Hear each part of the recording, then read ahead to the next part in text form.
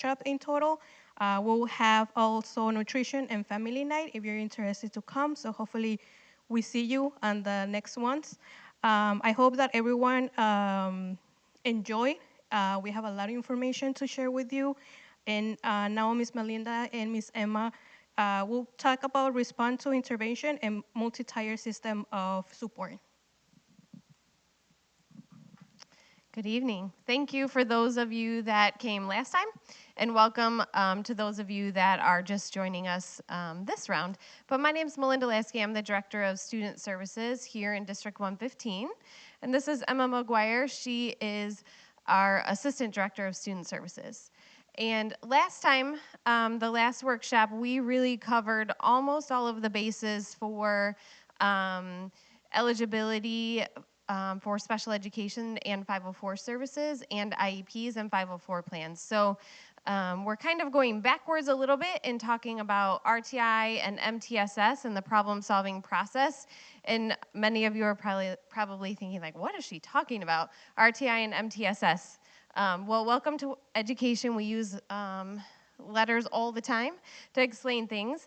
But our goal is to give you an overview of when a student has, difficulties with academics or social emotional needs, what the process looks like that we go through at each and every one of our school buildings, and it's called the problem-solving team process.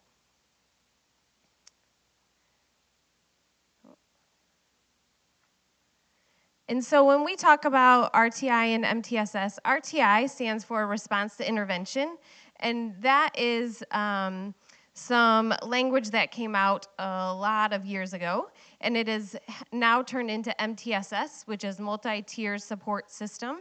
And so anytime we talk about RTI or MTSS, we look at this triangle. So you're going to see this on a lot of our slides. But what we look at is the green area is the bottom of the triangle, which is about 80% of our students. The yellow portion of the triangle is about 15% of our students, and then the red portion is 3 to 5% of our students. And so the largest portion is tier 1, so the green is tier 1, the yellow is tier 2, and the red is tier 3. That's kind of how we look at the amount of supports and services that our students receive prior to becoming eligible for special education services. So if your student would qualify for a tier 1 level of support, so with 80% of his or her general education peers, that would really be curriculum with support through practices within your general education setting.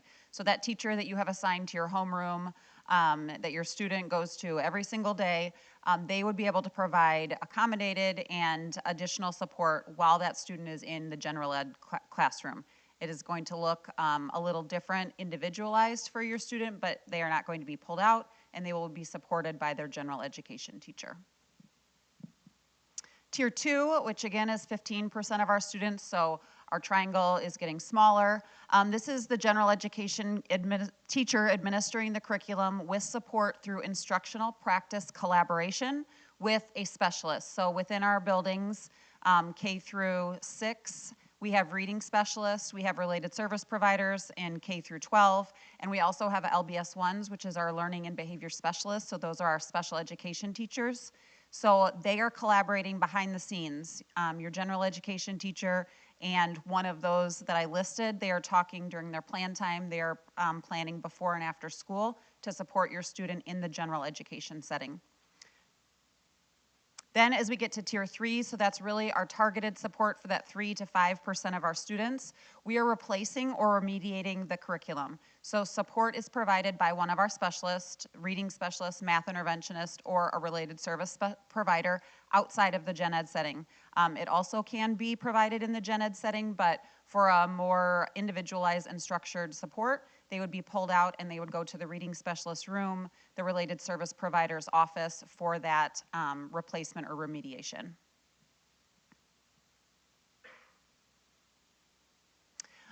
We have a series of universal screening tools that we use here in District 115. So our MAP benchmark, you have probably received scores for your student if they are in a K through 8 building, and that would be for math and ELA. We test both in the fall and the spring. Previously, as we entered out of COVID, we did it in the winter as well.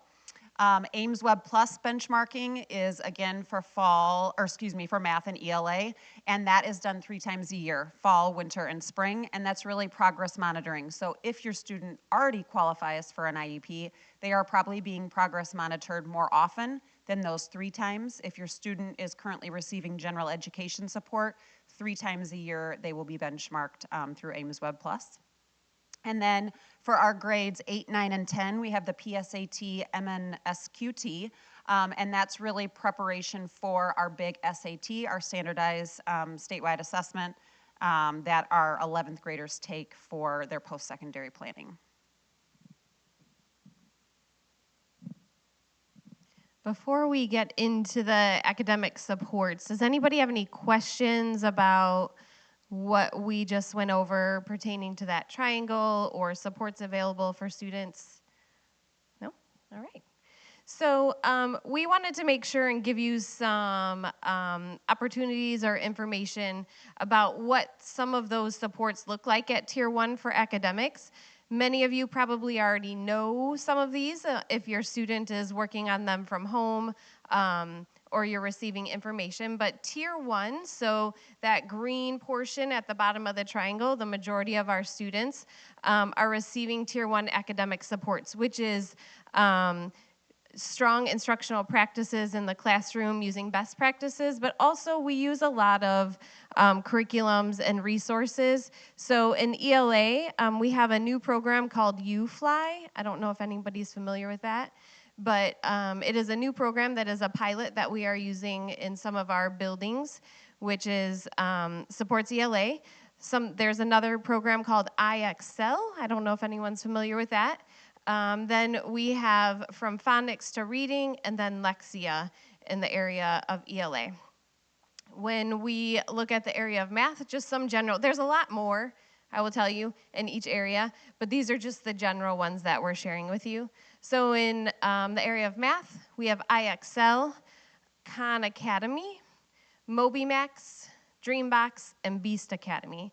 I will say we have a lot of students that use Beast Academy to boost their progress. If they're like higher functioning or scoring higher, it kind of challenges them a little bit more. Tier 2, so that yellow portion of the triangle, we do have supports available in ELA. One of the programs or curriculums that we use is called Road to Reading. We also have Quick Reads, and then a program called Wonders, which is part of our Pearson curriculum. Then in math, we have Pearson, and I'm not sure if any of you ever heard of, and I probably say it wrong, Savas is another program we have available in math.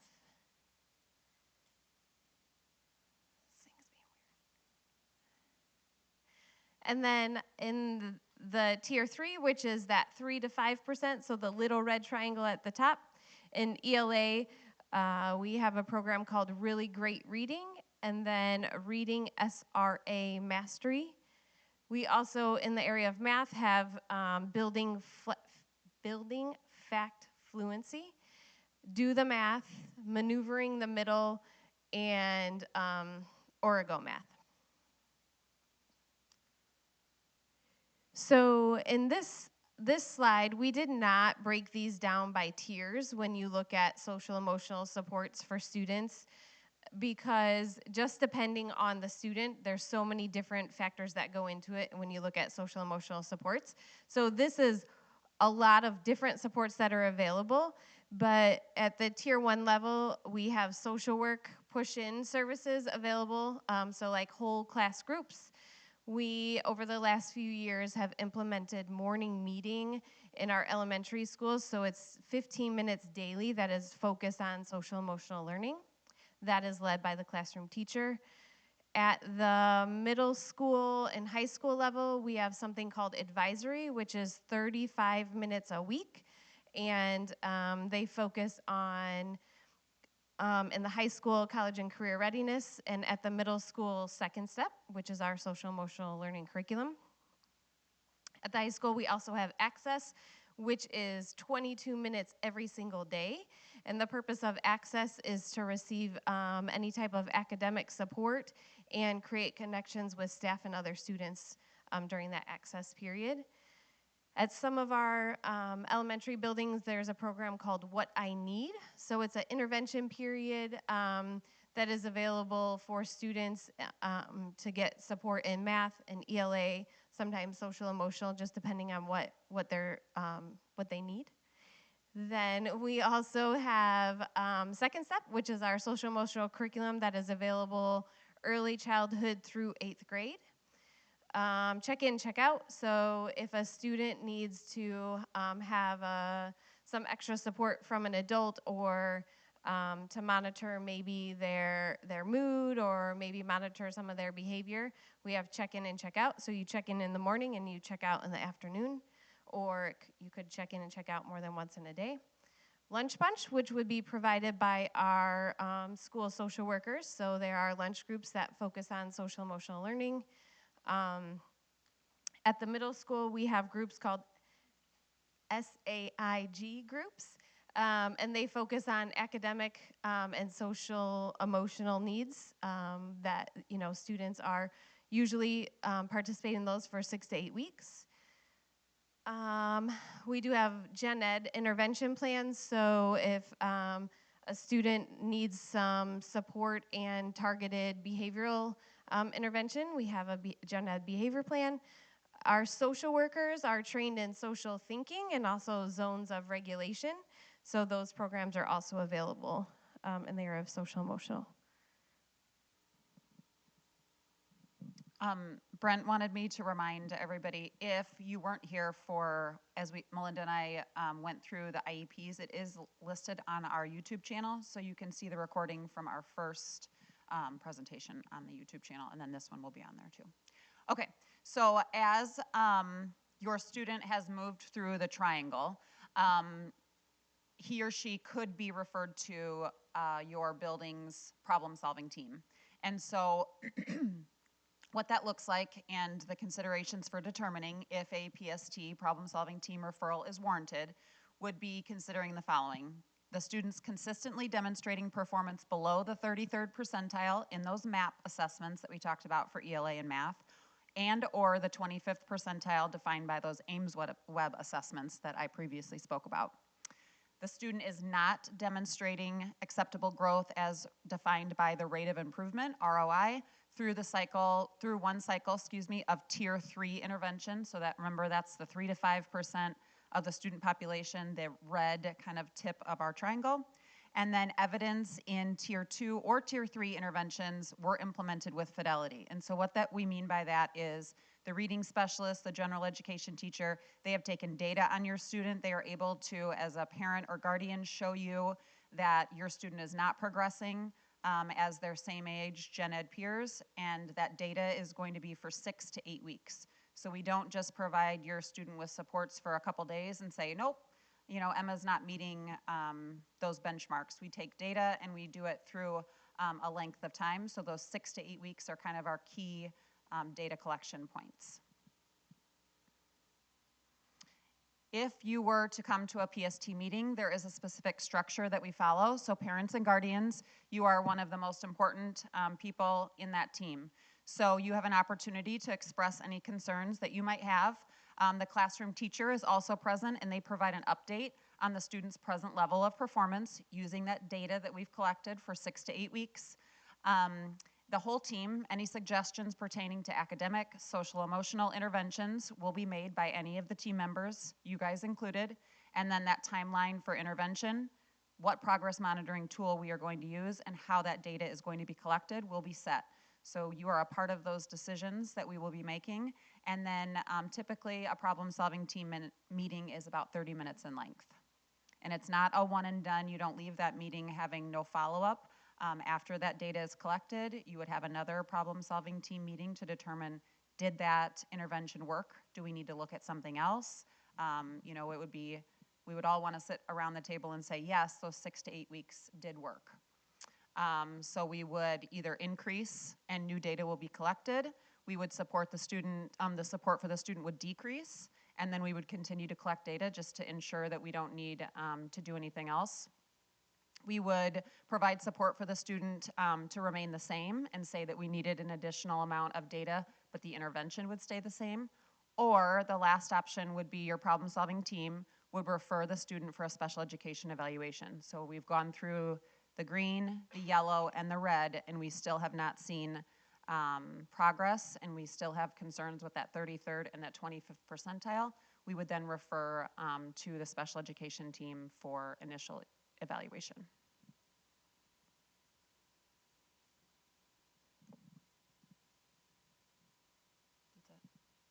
Yeah.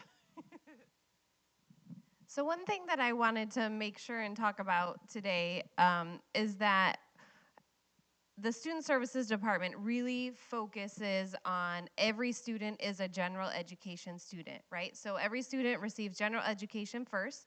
We provide as much support as needed to show that your child is progressing academically or social emotionally, and then we would look at a special education evaluation if there is not growth. The goal is that of RTI and MTSS is not to have to provide special education services because your child grows to the point where they are almost on grade level academically or at grade level academically or socially emotionally. One other thing that I wanted to make sure we touched on is that throughout the PST process, if you have significant concerns as a parent, at any time you can request an evaluation for special education services, and then we as a district or as a school team have to respond to that. So if you feel like your child is not growing, the supports are not being provided, you can make that recommendation for a special education evaluation in the middle of the problem-solving process. So what questions do you have for us?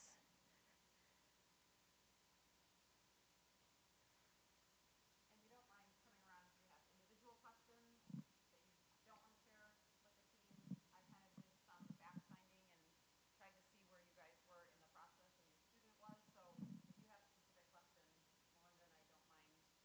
that as well. No questions. All right. Maribel, do you want to introduce our next speaker?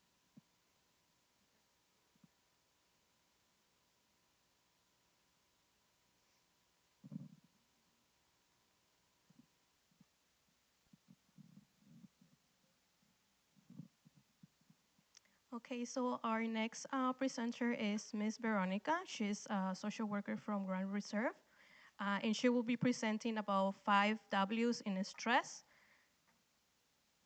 And before I forget, there is a exit survey if you can complete it before you leave. And also I have some business cards with my information on the table.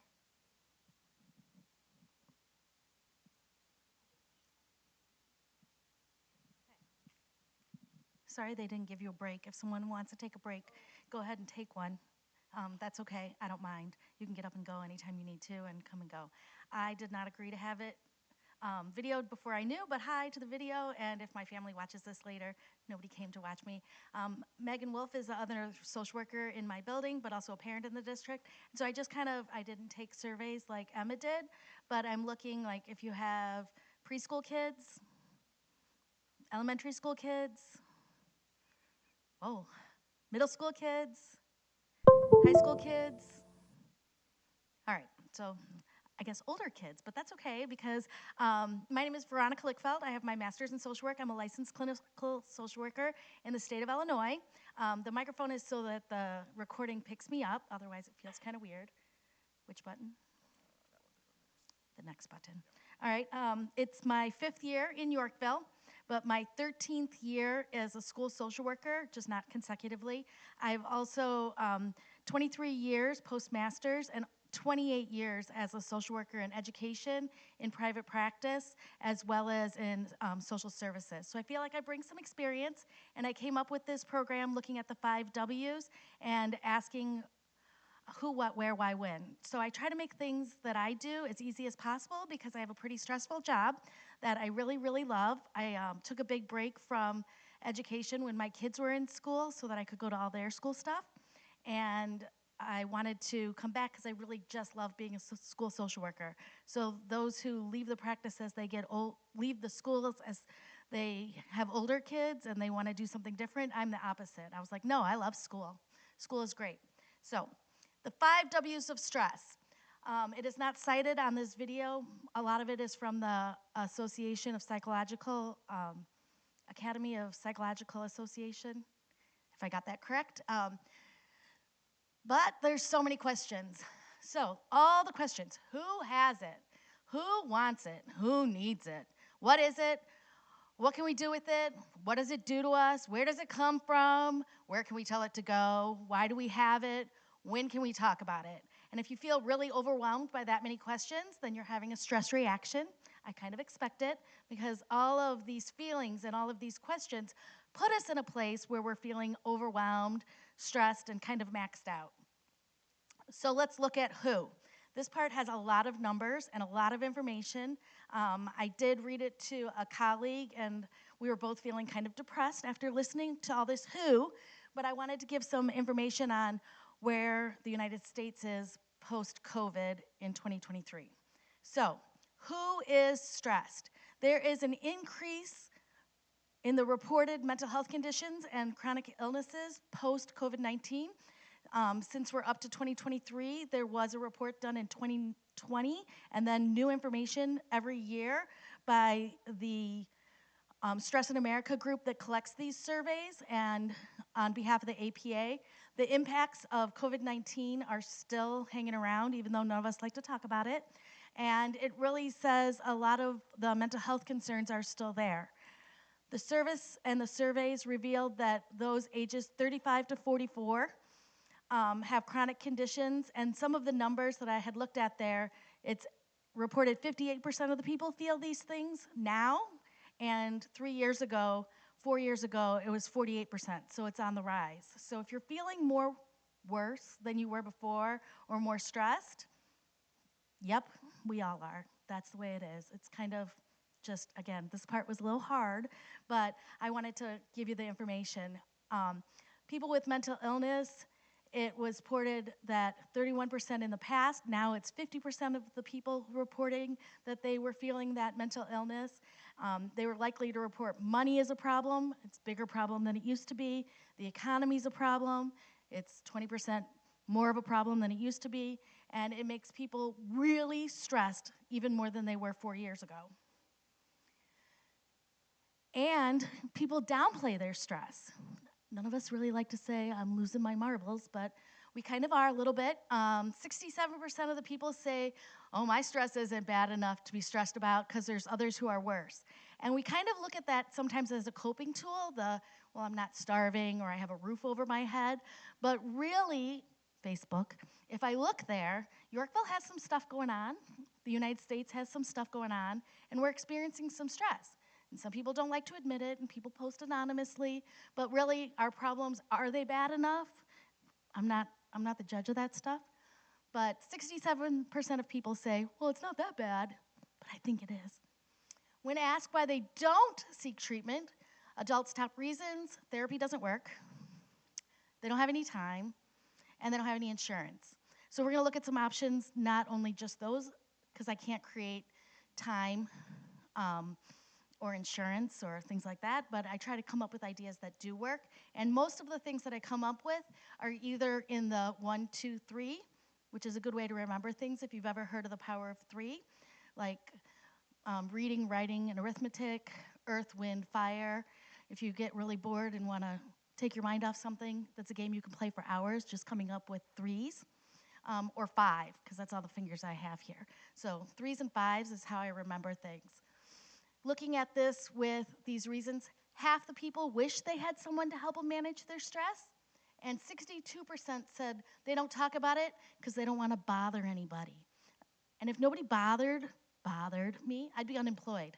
So I don't think it's a bother. I think this is my job. I've been trained to do this. I'm interested in helping. And every school has at least one social worker. Middle schools and high schools have other social service professionals. And if you don't know who that person is in your school, we really do like to meet people.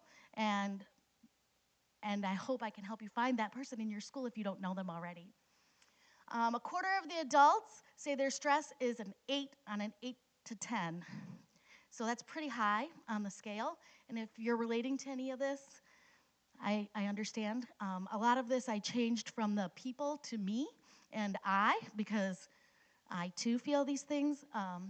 In the group when I had asked about how old your kids are, I say the kids I let live in my house, but my kids are 16, almost 17, and 18. So it gets pretty interesting sometimes looking at all the places I've been and unknowing where we're going to go from there.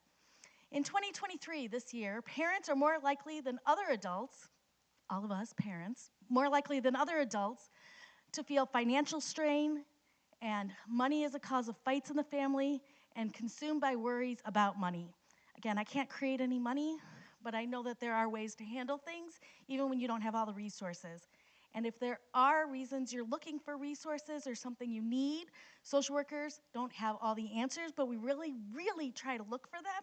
So, a side note, my mother-in-law has been looking for care for her husband who's 80 and has Parkinson's. And she keeps saying, well, I went to the hospital. And I said, did you talk to the social worker? And she's like, well, I went to the nursing home. I'm like, did you talk to the social worker? And I think every time you have an opportunity, really try to find out if there's some information you can get that might be helpful for you.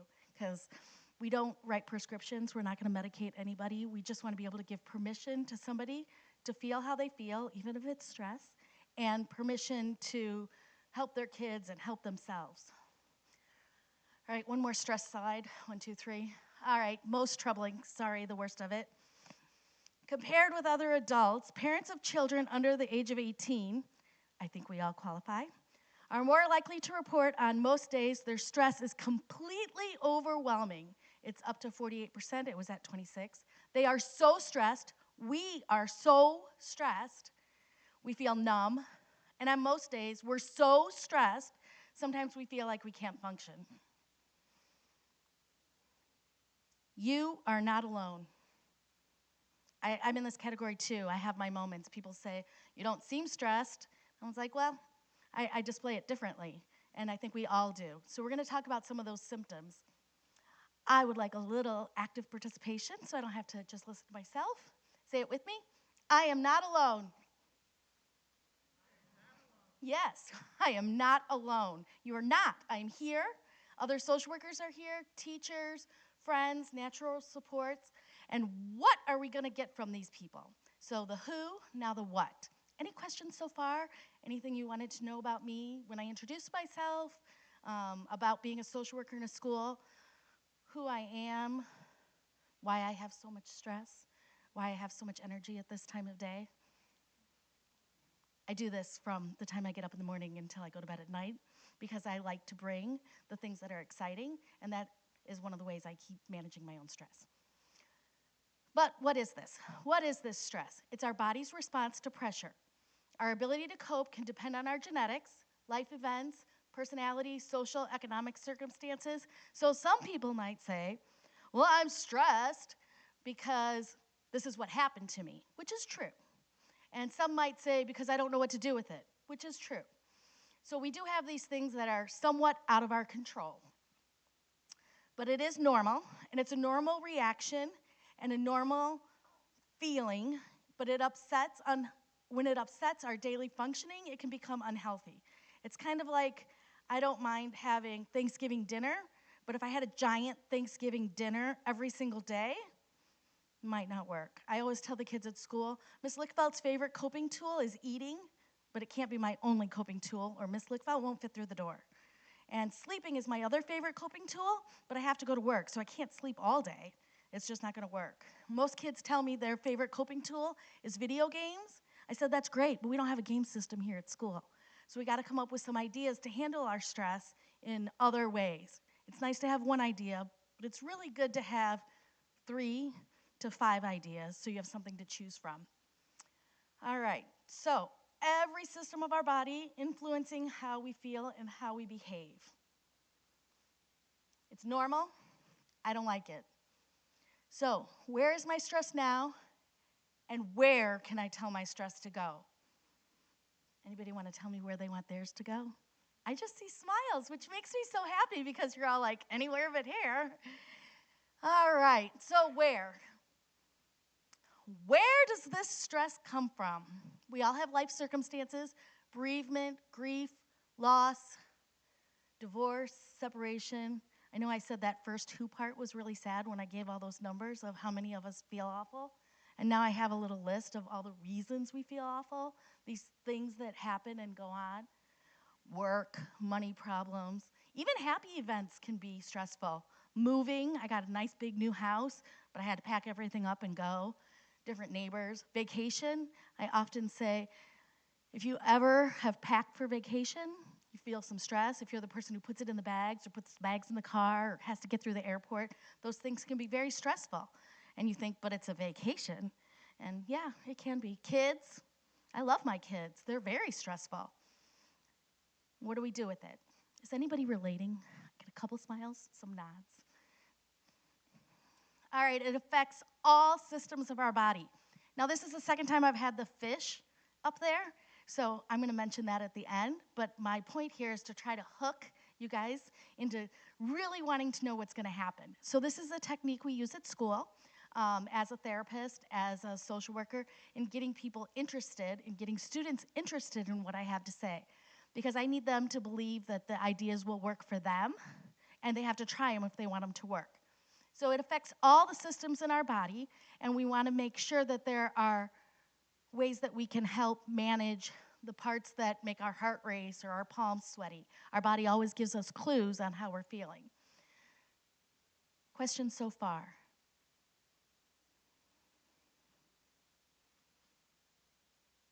All right, so some of the emotions we have, and this is where when I go into the elementary school classrooms, Ms. Lickfelt likes to talk about emotions, feelings, and problem solving, like her favorite things. And she has 2 rules. I have 2 rules. You have to be honest, and you have to be thinking. As long as you're thinking, we'll probably come up with some idea that'll work. And you have to be honest, because otherwise it's just going to take a really long time. So these emotions, I'm sad that my stress is so big and consuming.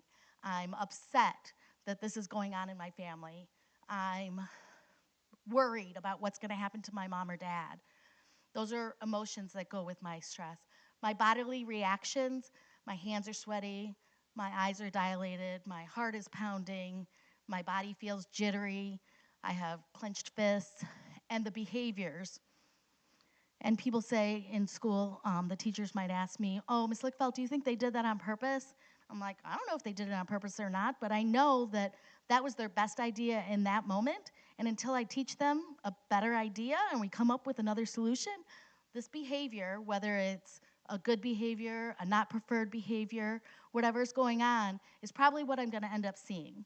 And so we want to make sure that we're looking as school social workers and parents and people, just people, looking at behaviors as anything somebody does to communicate information to somebody else. So there's usually a reason why people act the way they do. Maybe it's stress, but not the only reason, just the only one I'm talking about today. All right, so a few more of these things: insomnia, difficulty concentrating, fatigue, muscle tension, irritability. These common symptoms are so stressful. And 'tis the season. If you're celebrating winter holidays, I know somebody messaged me today and said that they needed something for the holidays and they just didn't know how they were going to pay for it. It's very stressful to think you have these situations going on and you don't know what to do or how to handle it. So we are going to move on to the why. Questions yet? Everybody just wants to leave way early, but that's okay, because I can talk for a really long time, and I would love if somebody asked a question. So, all right, why do we have this? Because I've made it sound pretty awful, because it feels pretty awful to me. I don't like it. We all experience this to some degree. We get our flight or fight going on. My husband is also a social worker in a community college, and he always says, well, you activated my sympathetic nervous system, or I don't know. He keeps telling me it's already there. It's got to be my fight or flight. It's activated, and he gets all worked up. And that's what you get with two social workers in the house trying to figure out what to do with stress. It can be really difficult to some degree, but it can also be helpful. So when I talk to kids about stress and how to manage it, I say sometimes it's okay. Like, I get a little stressed when I have to cross the street, but it's a good thing I look both ways because I don't want to get run over. It's okay. It's good that I'm stressed about this test to some degree because I want to be able to pass the test, and so I need a little bit of boost to get my studying done. I might have to manage some chaos. Family dinners, sometimes in my house, can be a little chaos, or gatherings of the extended family, a little bit of chaos. And we feel that stress, but then it's all under control because my system has gotten in place to manage it. And what one person finds stressful, other people may not. So for me, I don't mind getting up and giving a presentation, but making this PowerPoint, way stressful. And I was talking to people at work today, and I might have talked to 10 people who said they would rather make the PowerPoint than give the presentation. And I just kept looking at them like, ew, ugh, not my thing. Because I work in a school, the kids say all the time, or we ask kids, like, what's your favorite subject? And everyone knows that not only Miss Lickfeld's favorite subject is math, but her favorite sport is math. And so the kids say, how is math a sport? Ew, it's so stressful. And I say, well, because it works my brain. And that's what I like, because it makes me feel better. But not everybody does. So what can be stressful to one person might not be stressful to another. And if you're feeling a little stressed with this long presentation and the Yorkville people going on about stuff, I'm really sorry. But I hope to find a part in the rest of this presentation that is going to help you relieve some of that stress. Because it should be temporary. And we can't eliminate it completely. We can avoid it sometimes, but not always. And then we manage it when it's unavoidable. So I really had all of those who it is and all the numbers of how rough it is. And we had all of the information about what it does to our body, and if it doesn't go away, how we're going to be feeling so about it. And it's supposed to be temporary. If it's going on too long, or if it's escalating, normal, heightened, big time up here, if it's escalating, then I want to have some ideas. So, nobody's got up yet, but if you need to, you're still allowed. I'm used to elementary school where there's 1,000 questions, like, nobody wants to know my favorite color? Like, nobody wants to know what I ate for lunch? Nope. Yeah.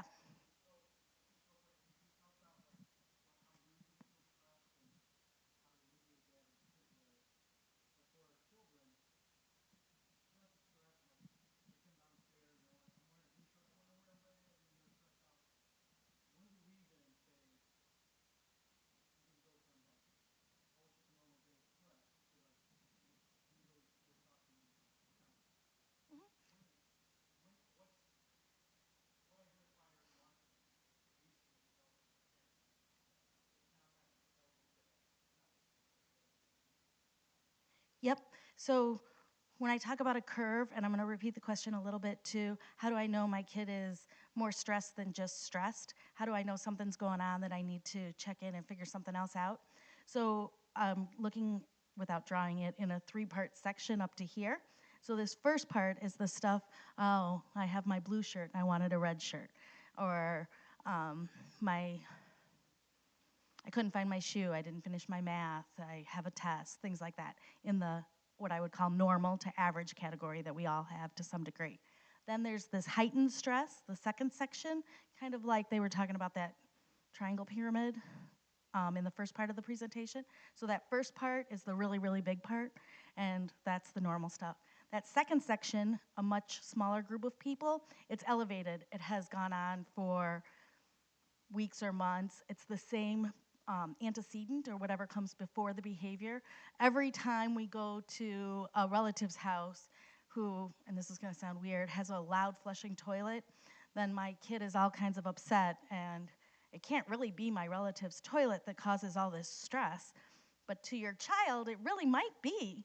the relative's toilet that is flushing too loud. I've heard way stranger things. That is not my weirdest example. There are things that just stress kids out, and if they repeat the same thing over and over, and it's gone on for a period of time, 6 weeks, 8 weeks, 3 months, that's probably when it's in that elevated section, and you might need to ask somebody, or if it's affecting a part of their life that keeps them from doing daily functioning. So if I have a situation where my child, however old, is refusing to go to school or only eating foods that don't touch other foods or crying on Tuesdays, any of those things might be a situation where I notice a pattern, and any of those patterns might bring up the point where I'd say, wow, this is in that third section where it seems at the top of the pyramid where it's a much more significant situation. So those patterns. Good question. Is there a question about that with the patterns? No? Okay. So, the way I respond to stress makes a big difference to my well being. It's not easy. And when I ask kids, because Ms. Lickfeld's 2 rules are you have to be thinking and you have to be honest. So if I say, does this seem easy? And a kid goes, yeah. I'm like, well, then why haven't you done it yet? Because I'm pretty sure it's not that easy. It's not easy for me. I've been practicing it for a lot of years. And when I practice it, it can make a big difference in my well being. What can we do? And this is where I notice that my child or myself, I'm in that second or third tier of how I'm feeling. Recognize the problem. I know it sounds very cliche to say something's wrong, and that's my first step is to admit it, but it's really true. Like recognizing I'm having a rough time. This doesn't feel good, I'm uncomfortable, I'm irritable, I'm stressed. Those things, being able to tell somebody about it as a therapist outside of the school, a school social worker at school, but a therapist outside of the school, sometimes people just come and tell me what's on their mind, and they say they feel better. I'm like, I didn't do anything, but they feel better because they're not alone, which is why I emphasized that earlier, and you're not alone. Think about changes. What can we do? Are there things that you can just take off your plate? I know that a weekend away isn't going to fix everything for all of us if we have the opportunity to let our child go to grandma's or an aunt's for the weekend. But what changes can you make that is going to make a difference in how you feel or how much stress you have? I recently read I think it was a blog, and somebody said they went to the therapist and they were very stressed out about their dishes. People get stressed out about all kinds of things. I'm not one to judge. We all have our things that are hard.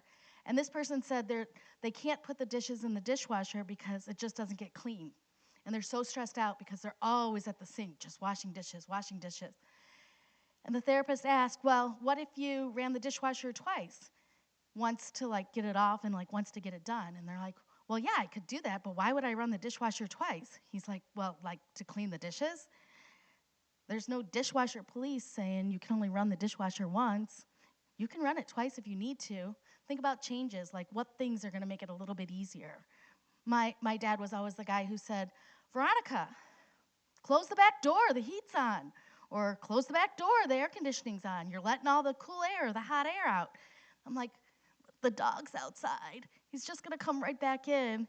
And it's too stressful for me to think about that. For my dad, it would have been more stressful to leave the door open.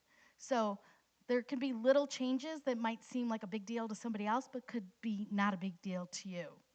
Let me think of a school one where a student had something that I thought, that's yesterday, this week, somebody didn't have an orange. They had an orange, but it rolled away on the bus. That sobbing student with no orange. It was a rough day. They were super stressed out. Now, I could have gotten another orange, but we didn't have oranges at school that day. We had raisins. He didn't want raisins. He wanted an orange. So I couldn't fix I know, it's real. I couldn't fix the problem, but I could listen to him and tell him, dude, an orange would be great, but we don't have any oranges. And I understand you don't have raisins on what you prefer. What options are available here? He settled for waffles. I thought that was way better anyway, but it was kind of up to him. Changes. What changes can you make? What can you look at that's going to make you feel better even if somebody else thinks it's not your best idea. I have showed up to work before and said, "This is a great day." And they're like, "Okay," because that's how I usually show up. "Good morning, how are you?" "Good morning." And they're like, "Good morning, I had a candy bar for breakfast." I just got that out early in the day because I knew it was going to be a long day and it made me happy. So everyone's going to be like, "Yeah, Lickfeld eats candy bars for breakfast." But yeah, sometimes she does, because that's a change I can make that's going to make me, if as long as I don't eat all day, going to make me feel a little bit better. Supportive relationships, listen. And the listen part is listen, listen, listen.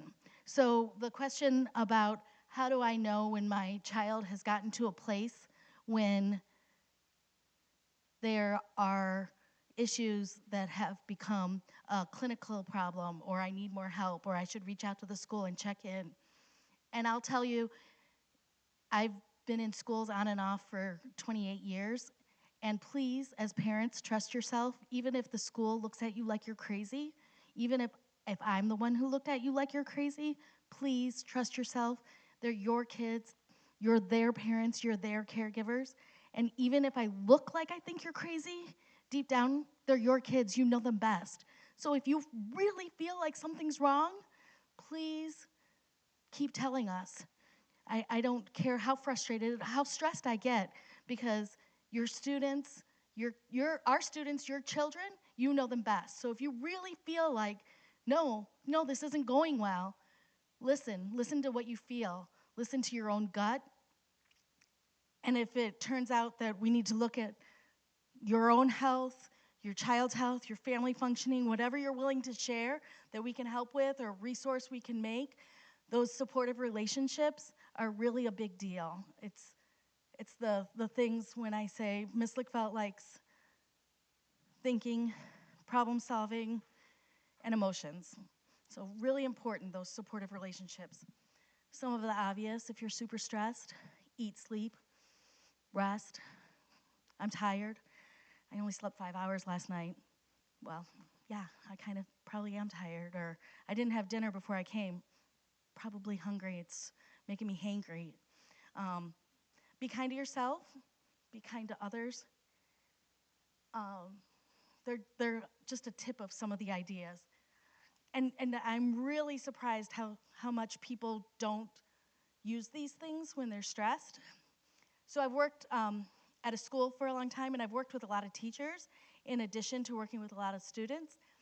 And lots of teachers have like these great presents that they get that have a poem on them. And I said, well, tell me about it. And they'll try to tell me about it. And they're like, well, it's in my classroom, it's by the phone. Or I hang this thing in my car that tells me about driving safely and being grateful. Or 100 years from now, what will matter? And we might have those things as parents too. And then I find they haven't read it in 10 years. They haven't looked at it. And I said, well, when you get up in the morning, find that thing that's super meaningful to you. Go ahead, find that plaque that had something on it, your favorite verse, the lyrics of a song, and make that your thought and your efforts. I've been working with someone, and we've been trying to just say a word of the day, something that's going to get us the energy to go from Thanksgiving to Christmas, because this stretch can be a little stressful. It's like a constant heightened of what's going on in our schools and in our lives and in our homes. So what can we do? We can look at being kind and listening to each other and repeating something that makes us feel better. I'm sure somebody has played their favorite song in the radio, or on the, nobody plays the radio, on Spotify or YouTube. Somebody does play the radio. If you've ever noticed, it just randomly picks songs. You don't get to pick them at all. And I find that so fascinating these days. Like, oh, I'm going to listen to the radio today, and the highlight for me is going to be, I don't know what song's coming next. Really a wild thing when you think about a playlist. All right, so a couple of slides on things you can actually do. These are from a presentation my husband had given, so credit to his student mentors who go ahead and do peer support and pulling these together. 5 things you can see, and it's being in the present moment right here. And it's really hard because I actually decided that I was doing this today, so I pulled some 5th graders because I had a group, and I said, well, let's do it. What can you see? They're like, chair, clicker, table, paper, pen. Like, huh, okay, well, let's just be a little more like looking around. And as I was sitting here listening to Emma and Melinda, I was looking at that rolly ladder, and I've been in this room before. I'm totally curious if anyone ever uses it. I've never seen it moved, but I'm just like, think the rolly ladders, they're like really fancy from Beauty and the Beast. And I don't know if anybody ever uses them. I wonder, does anybody ever go and get those shelves up high with the books? I'm curious, that present moment, I'm being right here, right now, things I can see, things I can feel. And there's two with that, emotionally or physically, the things that are tactile. A lot of kids like to use fidgets, and it's pretty common. Most teachers have their own fidget bin. I personally forget a lot of things a lot of times, and so I try to use some natural fidgets, a bracelet on my wrist, not picking, but feeling my fingernails. If there's seams on my clothes, that I can just feel those things. If I can rub my finger on the edge of a chair or on the edge of the table. If you have a zipper, it has those teeth. You can feel each one as you go down. And if you've ever been stuck in a waiting room for a long time or an emergency room, or a school when your appointment isn't the time you thought it was going to be and it's a different time and you're just sitting there. We don't bring all our fidgets thinking we're going to be stuck there all day.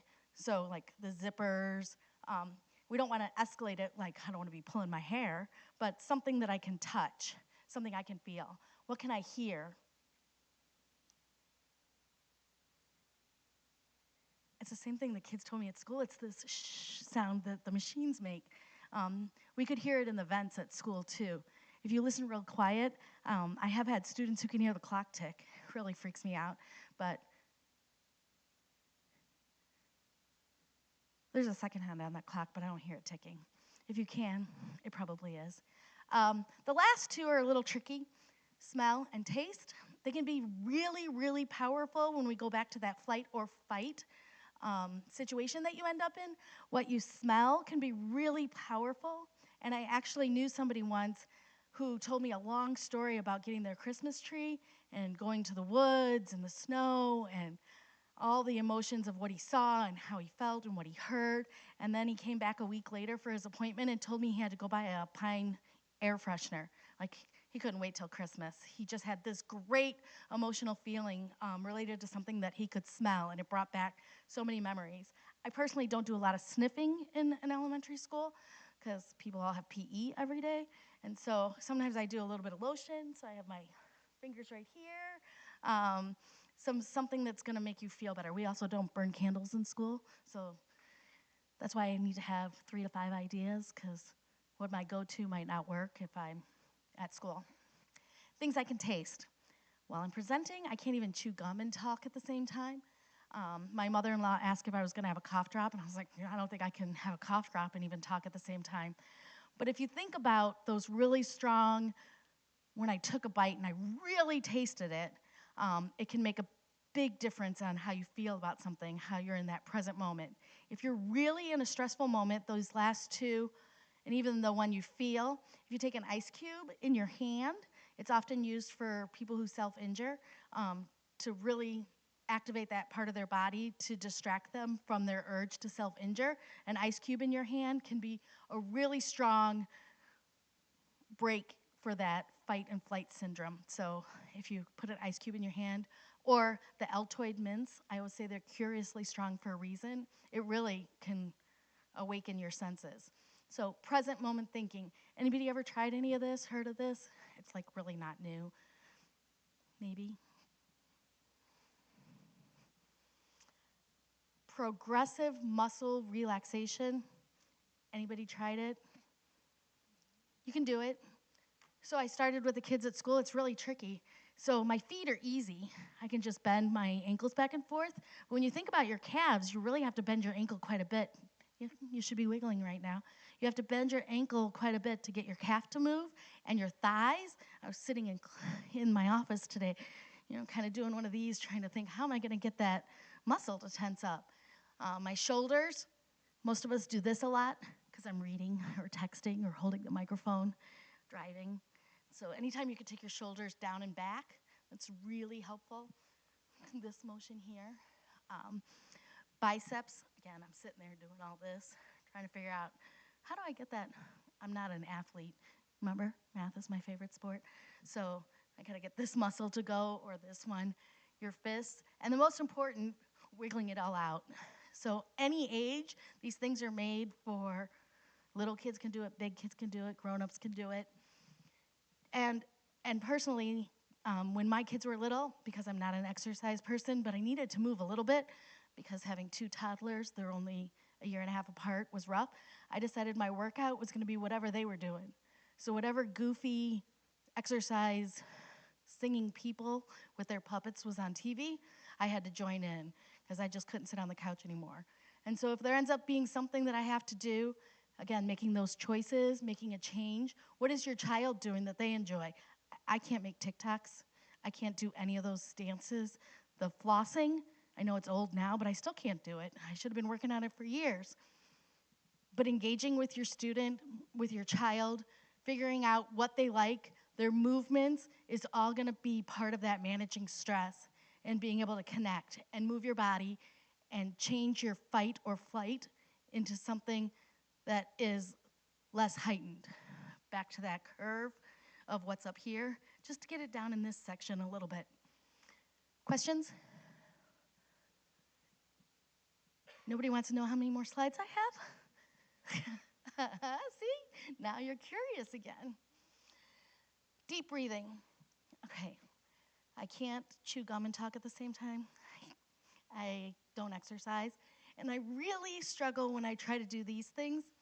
Lots of times it's this 4-7-8. Sometimes it's 4 square breathing.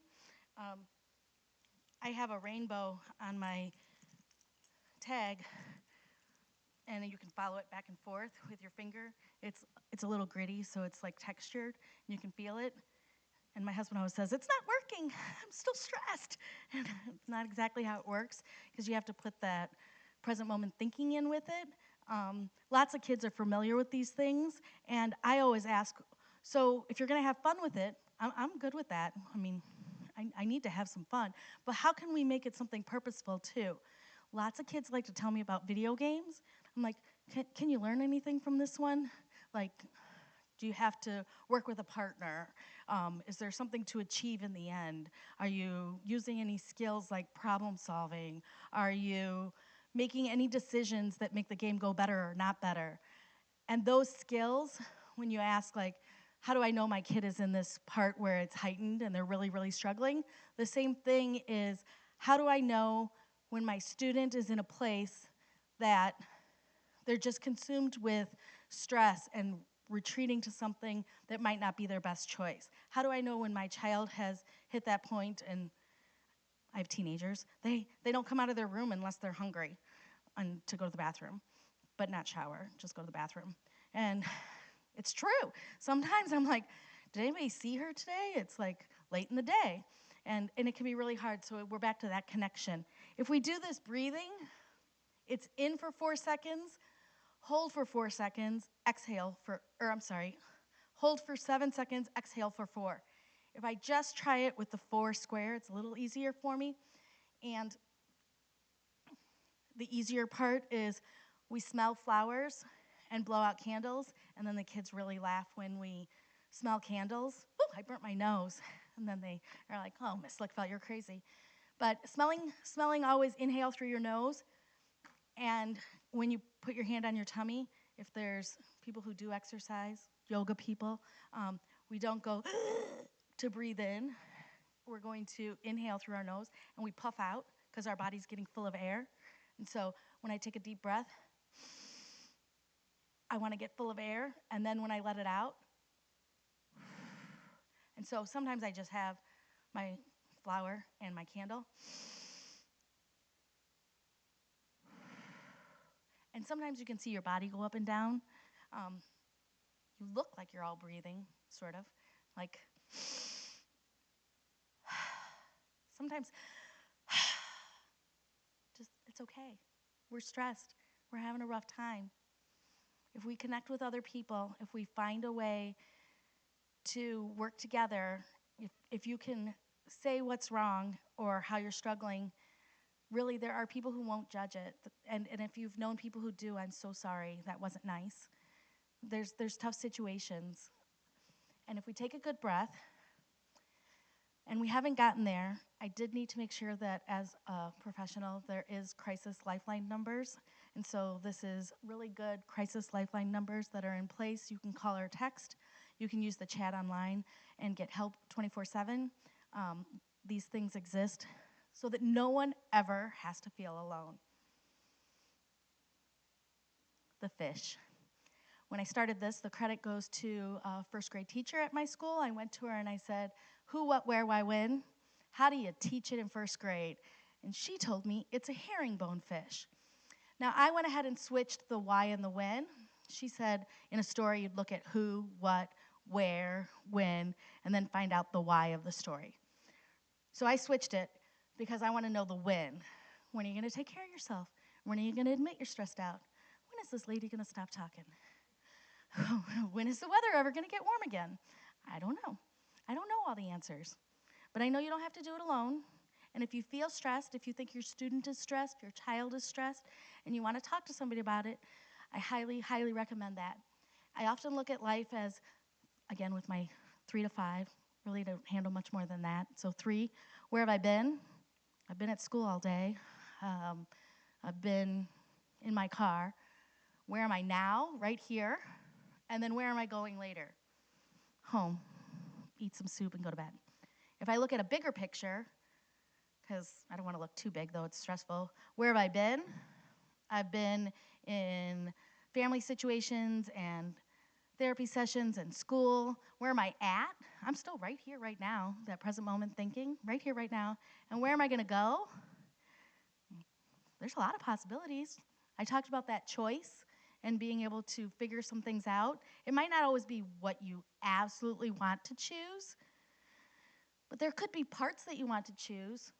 I have a family now who's on vacation, and I was like, well, that would be nice, but I don't choose to take vacation at this time of year. It's too stressful. But that's just me. All right, when are we going to handle this? Whenever you're ready. People like me. Hopefully you know the social worker at your school. If I can be helpful in connecting you to a social worker at your school, some of the resources on the Yorkville website are very, very helpful. Some of them are very helpful and a little outdated because it's constantly changing. It's impossible to keep up with the agencies that are taking new clients or not taking new clients. If you work for a big company, like a school district, you have an employee assistance program you can use. Those things are great for managing stress. They're good for everybody who lives in your house. So I work for the school district, and my husband and my kids could use the resources through the employee assistance program. It can be a great thing.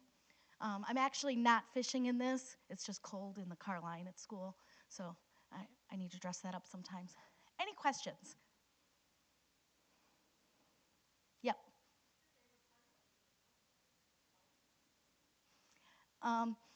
I never know what's going to be next. So even though I might make a plan, like we're going to work on following directions or managing our emotions, it could be that they had to wear their blue shirt and they really like red shirts better. And when we get to Ms. Lickfeld's office, we're going to talk about whatever the student brings to me, or if I'm in private practice, whatever the client's going to bring to me. So my favorite part of being a social worker is the person-centered part, that it's not, I don't have to make all the decisions. That would be really stressful. I don't have to make all the decisions on what to do, but whatever somebody brings to me is what we make the topic. That's my favorite part. Other questions? I don't think I can keep looking at this picture. I can't hear the clock, and frankly, there's a shadow. I can't see the hands either. It's not super late, but I'd be happy to sit around and talk. I could do this for a long, long time if other people want to make PowerPoints for me and have me do it. I'm happy to answer any questions, point you in some direction, or write down your information and point you in some other direction if it's helpful. I'm sorry we're kind of stressed, but I'm glad, or I'll change that, and I'm glad that we can be here for each other. So one of the slides back, I had put and. I am stressed and I don't like it. It's just one more little tool that I want to share tonight about helping yourself. This is the end of the presentation, but I enjoyed it. the but part kind of makes it, this is the end of the presentation, but I enjoyed it. It's like an afterthought. So something you could take with you is this replacing but with and. This is the end of the presentation, and I enjoyed being with you. This was a very rough day, and I know how to manage things, or I can try. The power of yet. I don't know what I'm going to do yet. When I do, I can make a choice. So if there's any questions, please let me know.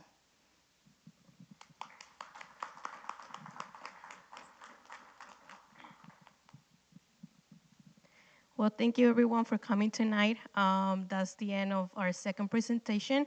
Our next one will be on February. As soon as we have more information, we'll be posting on social media. And also, the principals will be sharing more information. Please feel free to ask any questions. Ms. Veronica will be here. I know Ms. Emma and Ms. Melinda left already, but we will be updating the video on YouTube so you can see the video again. Thank you for coming tonight.